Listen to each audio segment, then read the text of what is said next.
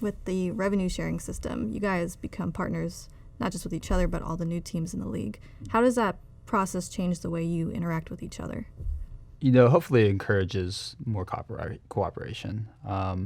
And the sort of incentive alignment really means that we're all in this together. We always have been. A successful league is always going to help everybody.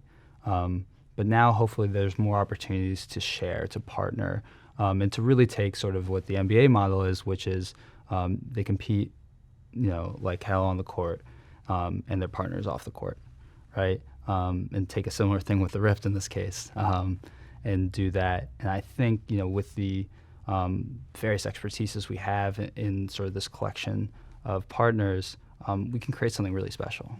Have you guys interacted much with the new owners yet? I have not. But I think that, like Ryan said, there's going to be a lot of opportunities for us to help each other.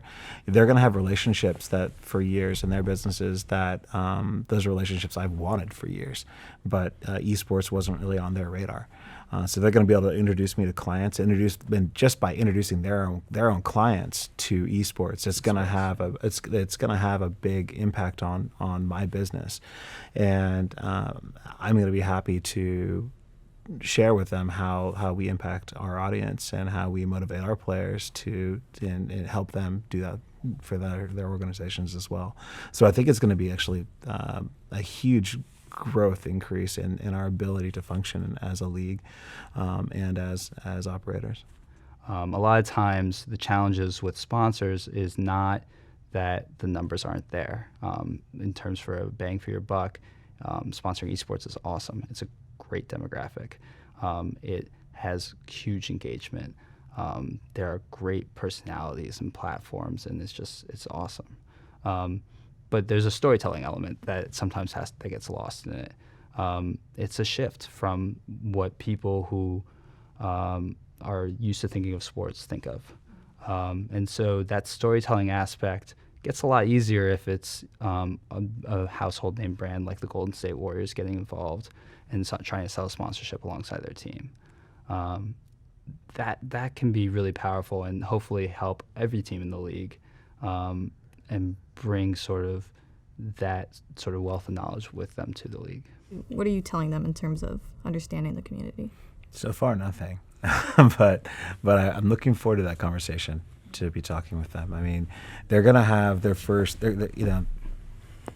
every new team that comes into the league, it's going to have some initial struggles, like finding the right managers, finding the right coaches, building a roster.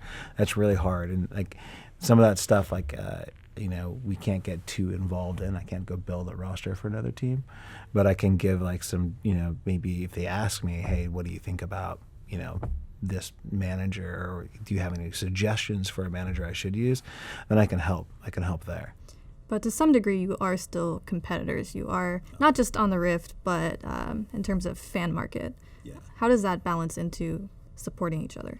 We are competing with them for fans, but it doesn't mean that we shouldn't share best practices.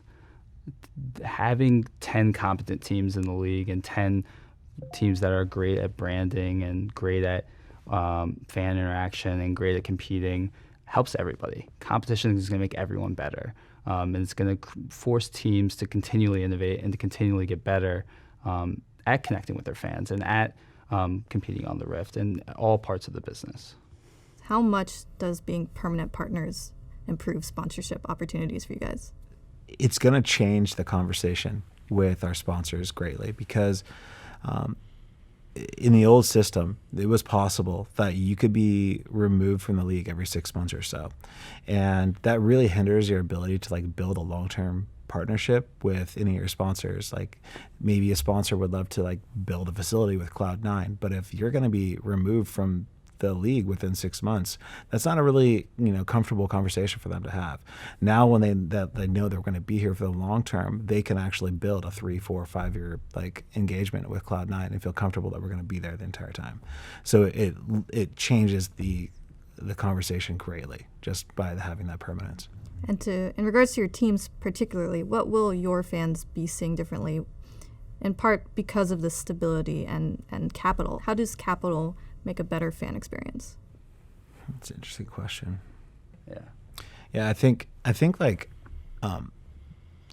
that permanence, the way it changes your relationship with the fans is twofold. Like, there's one, yeah, we can actually do longer term plans for interacting with the fans. That when you're in a 6-month phase, you're really just thinking, do I have the roster that's going to survive right now? Now, like, hey, I got this roster. They're signed for X number of years. Like, what cool ways can we really like dive in deep with our fans? On the other flip side is like, fans can know that when they invest in a team, when they go buy a bunch of gear, they know that team isn't going to like disappear. And you could see in some of the leagues, like specifically in Europe, only one of the teams has survived the entire duration of the LCS, and that's just Fnatic. All the others have come and gone, and I think that left a lot of fans as almost like castaways. Like, always feel like, hey, what's the next team I'm going to be a fan of? Do I actually want to put money into the jersey? Are they going to be here? I think that we can actually build a long-term relationship with our fans now. And I think it's put in North America, the few teams that have lasted through the duration of the relegation period, they've built up a really nice, strong fan bases. But the other teams that were constantly churning, they're feeling that disadvantage of not being around. Now they can actually start building the longer-term fan bases that they can get by being a permanent partner. For more league interviews and analysis, subscribe to our channel. You can also find stats, discussions, and more on our website and mobile app at blitzesports.com.